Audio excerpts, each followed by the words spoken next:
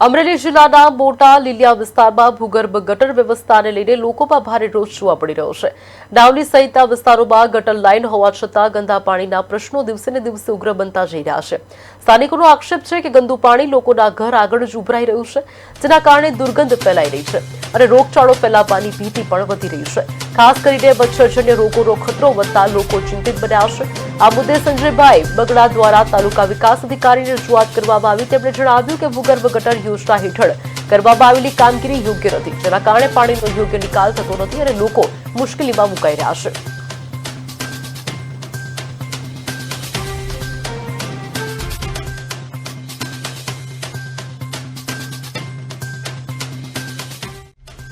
આ વિષય ઉપર અમે ડીડીઓ સાહેબને પણ જાણ કરેલી, કલેક્ટર સાહેબને પણ જાણ કરેલી અને ટોટલ બધા જે પદાધિકારી અધિકારી નેતાઓને પણ જાણ કરેલી, ધારાસભ્યને પણ જાણ કરેલી, સંસદ સભ્યને પણ જાણ કરેલી, જિલ્લા પંચાયતના સભ્યોશ્રીઓને પણ જાણ કરેલી, તાલુકા પંચાયતના સભ્યશ્રીઓને જાણ કરેલી, ગ્રામ પંચાયતના બધા અધિકારી પદાધિકારી સભ્યોને જાણ કરેલી। પણ આ ગટરનો પ્રશ્ન દિવસે ને દિવસે વિકટ થતો જાય છે।